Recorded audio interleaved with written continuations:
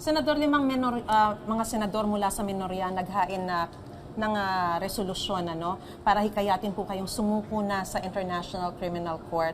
Ano po ang masasabi niyo rito? At even yung mga families ng mga victims, ang sinasabi po nila, makakamit lang nila ang hustisya pag nakita kayong naaresto na at harapin ang mga kaso laban sa inyo. Muna sa 5 minority senators. Minority, okay. Sa minority senators, out of 24, 5 sila. Di ba? Ito naman mga kuno, pamilis ng victims kuno ng EJK. Ilan sila? Siguro, kung percentage-wise, bigyan natin. Kahit na 10% Filipinos ang nagsasabing sumuko ka sa ICC. Pero 90% ng Pilipino nagsasabi sa akin, Sir, huwag kang magpapahuli sa mga dayuhan. Pilipino tayo, we are a sovereign state. Hindi tayo membro ng ICC. Huwag kang magpapahuli. Hindi ako namumulitika dito, Maris, but I'm stating a fact. Lahat ng tao nagsasabi sa akin, Sir, huwag kang magpapasiil sa mga dayuhan. Dahil alam namin ang background nito, politika lang itong lahat. Bakit ka nagkakaganon? Kaya Maris, ako'y kung ang aking pananawagan ay hindi pakinggan ng ating Pangulo, ako naman ay maghanap rin ng ibang source ng makakabigay sa akin ng suporta.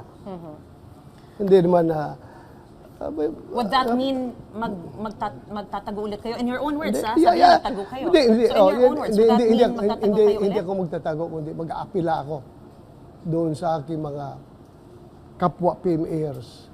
Mag-aapila ako sa mga sundalo ng Armed Forces of the Philippines, sa aking mga mahal na mga kapulisan, sa Philippine National Police at lahat na mga uniform personnel sa ating bansa.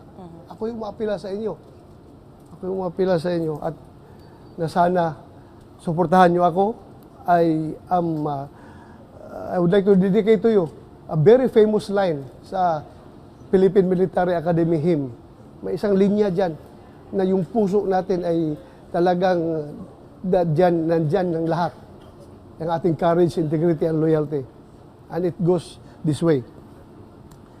When bells for us are rung and our last stops is sung, let generations see our country free.